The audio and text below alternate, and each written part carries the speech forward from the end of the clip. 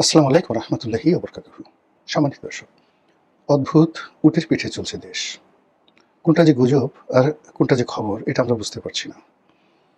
বাংলাদেশে এমন একটা সময় ছিল যখন মানুষ অধীর আগ্রহে বিবিসি শোনার জন্য বসে থাকত। তারপর ভয় যাবে আমেরিকা থেকে কি বলা হলো।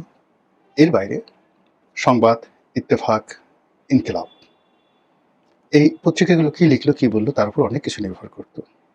তারও আগে একটা সময় দৈনিক আজাদ পত্রিকা আমরা যেটা শুনেছি, যেটি পুরো ভারতবর্ষের রাজনীতিকে ডমিনেট করত। আমাদের দেশে অবজারভার ছিল, পূর্বদেশ ছিল, দৈনিক পূর্বদেশ ছিল। তো সংবাদপত্রের এই ঐতিহ্য, গৌরবোজ্জ্বল ঐতিহ্য এখন আর নেই।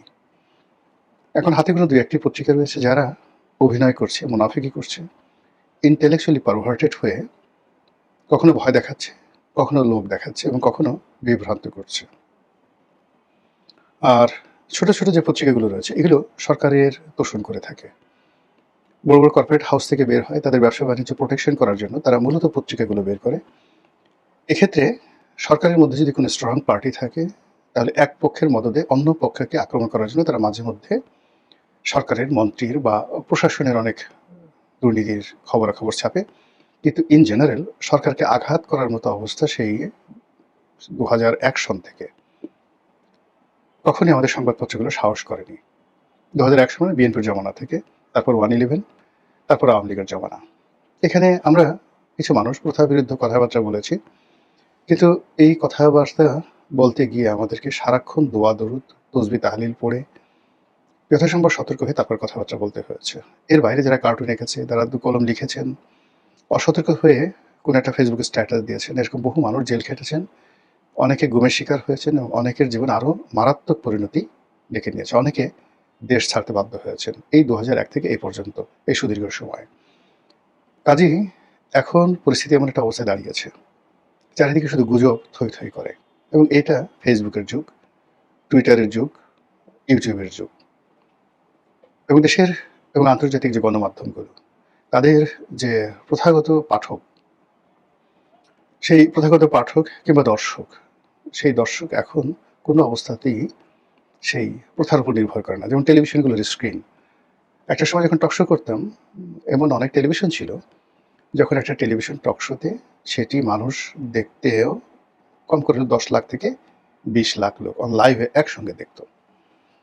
এখন সেই অনুষ্ঠানগুলো 300-400 লোক দেখে।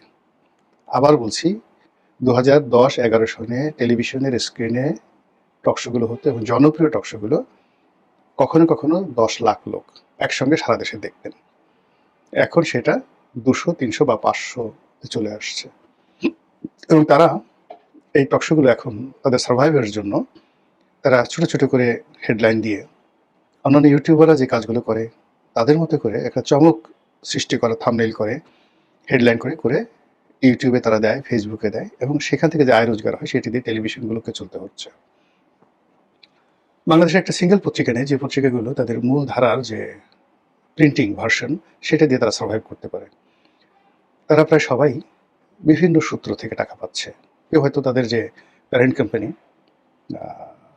সেখান থেকে তারা সাবসিডি গ্রহণ করছে, কেউ হয়তো বিদেশি কোনো গোয়েন্দা সংস্থার কাছ থেকে টাকা নিচ্ছে, অনেকে ধান্দাবাজি করছে, কাউকে ভয় দেখিয়ে টাকা নিচ্ছে, এইভাবে তারা চলাচল করছে। কোনো সাংবাদিক হলেই হলো জাস্ট একটা আইডেন্টি কার্ড আছে, ঘোরাফেরা করছে, একটা ক্যামেরা আছে, তারপর বিভিন্ন মানুষকে জিম্মি করে তার টাকা পয়সা উপার্জন করছে। আর অন্যদিকে বড় বড় কয়েকটা পত্রিকা তারা তাদের যে ডিজিটাল ভার্সন, জাস্ট লাইক টেলিভিশনের মতো করে তারা তাদের ডিজিটাল প্ল্যাটফর্ম তৈরি করেছে মূলত ইউটিউবের জন্য আর ফেসবুকের জন্য।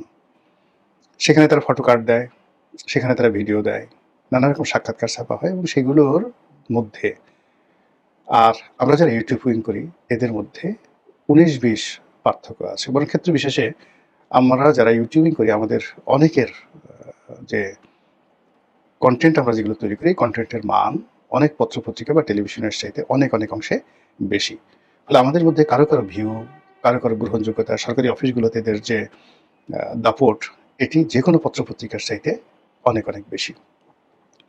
তো এই যে সামাজিক মাধ্যম কেন্দ্রিক বাংলাদেশের রাজনীতি, বাংলাদেশের অর্থনীতি, বাংলাদেশের গণমাধ্যম, প্রচার প্রপাগান্ডা চলছে, এদের মধ্যে আসলে বোঝা যাচ্ছে না যখন কোনো একটা ঘটনা হয় বা ঘটে, সঙ্গে সঙ্গে আমরা হই হই রই রই করে উঠি সামাজিক মাধ্যমে।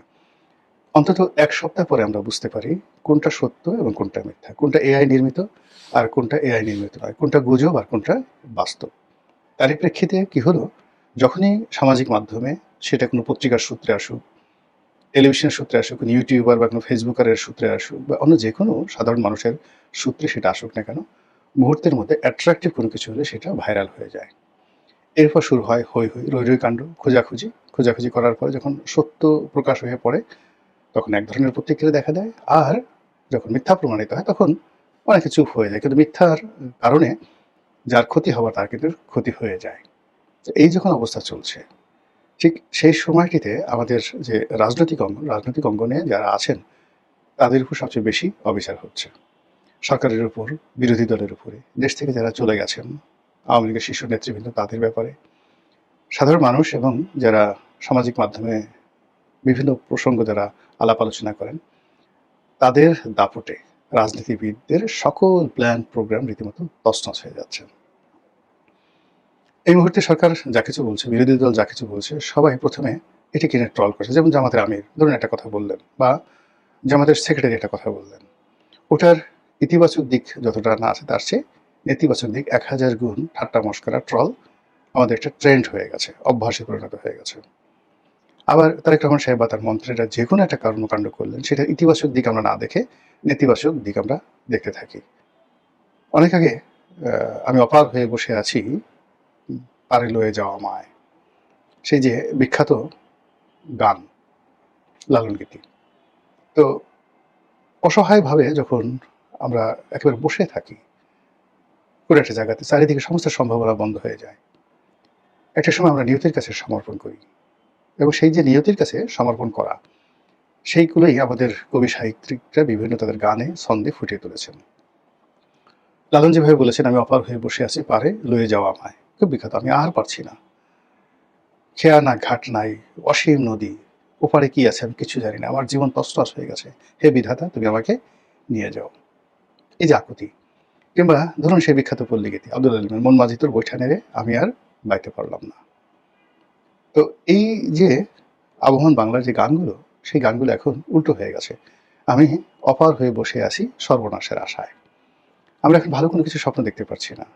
সবসময় একটা মন্দ চিন্তা, আতঙ্ক, পরিবর্তন, অস্থিরতা, এবং যেকোনো মানুষের সফলতা দেখার সঙ্গে সঙ্গে আমাদের চোখ টাটাতে থাকে, শরীরের মধ্যে কিলবিল করতে থাকে, এবং সুখে থাকতে যে ভূতে কিলায়।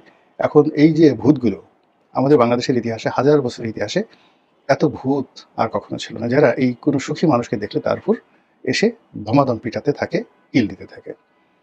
শেখ হাসিনার ১৭ বছরের জীবনে বা ১৫ বছরের যে শাসন, এর মধ্যে শেষ ১০টি বছর, ১৪ থেকে ২৪, মানুষ প্রাণান্ত চেয়েছে আগে সে যাক। এমনকি তারা বলতো যে আল্লাহর, তুমি আল্লাহ দয়া করো, তাকে জান্নাত দিয়ে দাও, তবুও আমরা তার সাথে পারছি না, এই মহিলা মারা যাক।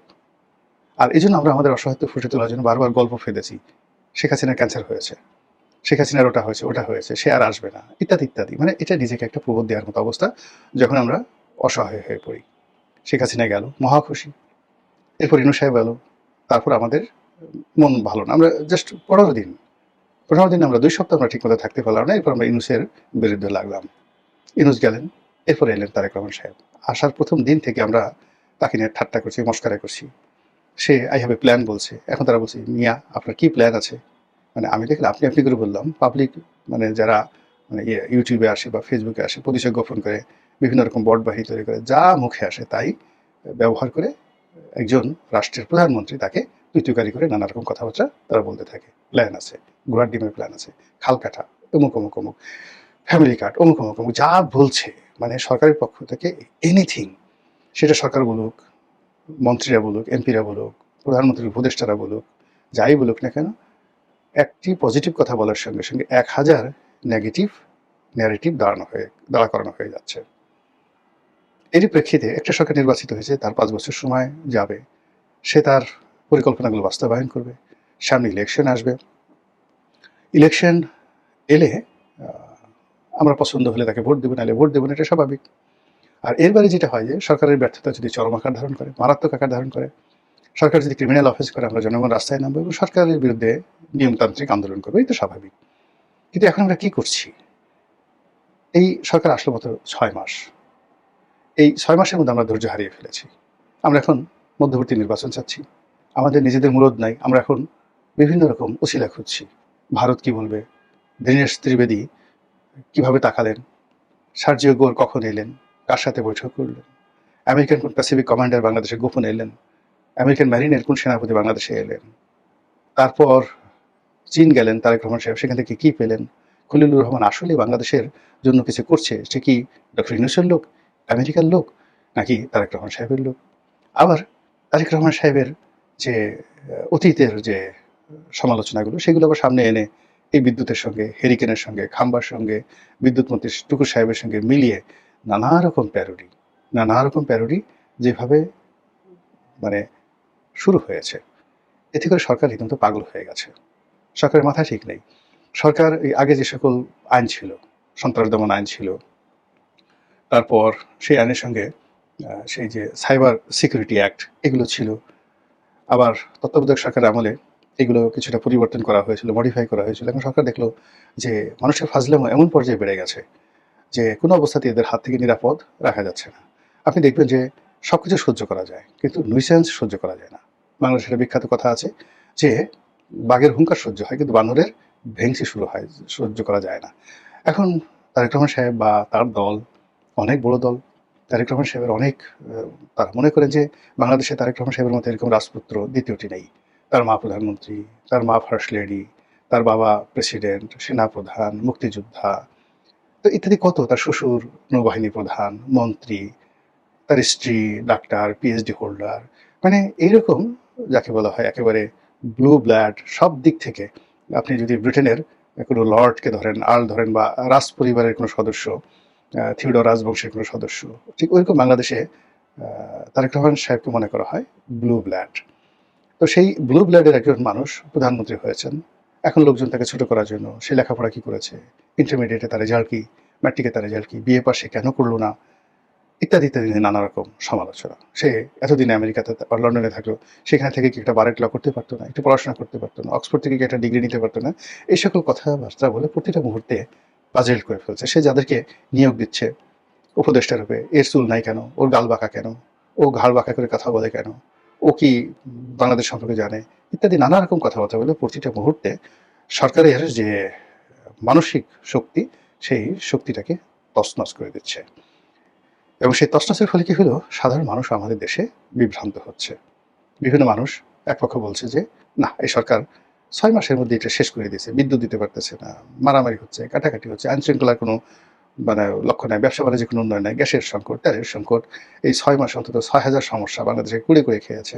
বিভিন্ন জায়গাতে মন্ত্রীরা কাজের চেয়ে তাফালিং করছে বেশি, তারা সেই ফাটাকেষ্ট হওয়ার জন্য লাফালাফি করছে, তারপরে অভিনয় করছে, ফাঁকি দিচ্ছে, কারো কারো বিরুদ্ধে দুর্নীতির অভিযোগ আছে, প্রবলভাবে দুর্নীতির অভিযোগ আছে। 6 মাসে যদি এই অবস্থা হয়, তাহলে 5 বছরের মধ্যে তো তারা মোটামুটি একেবারে ফোকলা বানিয়ে ফেলবে। কাজেই তাদেরকে সুযোগ দেওয়া যাবে না, immediately they have to go, এক্ষুনি তাদেরকে চলে যেতে হবে, টেনে হিসড়ে তাদেরকে নামানো হবে। এবং এটা দায়িত্বশীল বিরোধী দলের পক্ষ থেকে বলা হচ্ছে। তারপরে বিরোধী দলের এ টিম বি টিম, তারা সরকারের বিরুদ্ধে প্রতিশোধ নিতে চাচ্ছে। অন্যদিকে আওয়ামী লীগের যারা লোকজন আছে, তারা বিদেশ থেকে নানা রকম ফোরন কাটছে, এই আজকে আপা আসবে, কালকে আসবে, পরশুদিন আসবে, আজকে নরেন্দ্র মোদী এই কাজ করবে, পরশুদিন এই কাজ করবে। 2026 সনে সরকার 12টা বাজবে, 27 সনের মধ্যেই আবার একটা নতুন অংশগ্রহণমূলক নির্বাচন দিতে হবে আওয়ামী লীগকে কেন্দ্র করে। এই সমস্ত নানা রকম বক্তব্য দিয়ে সামাজিক মাধ্যমে প্রতিটা মুহূর্তে যে হাইপ তোলা হচ্ছে, এই হাইপ দেখার পরে মানুষ তো, সরকারের যারা লোকজন আছেন তারা তো দেবতা নন, তারা মানুষ, রক্তবংশের মানুষ। ফলে তাদের যে কি কষ্ট হচ্ছে, এটা একমাত্র তারা, ভুক্তভোগী যারা আছেন, তারাই বলতে পারবেন। মহান আল্লাহ রাব্বুল আলামিন আমাদের সবাইকে হেদায়েত দান করুন এবং হেফাজত করুন। আসসালামু আলাইকুম ওয়া রাহমাতুল্লাহি ওয়া বারাকাতুহু।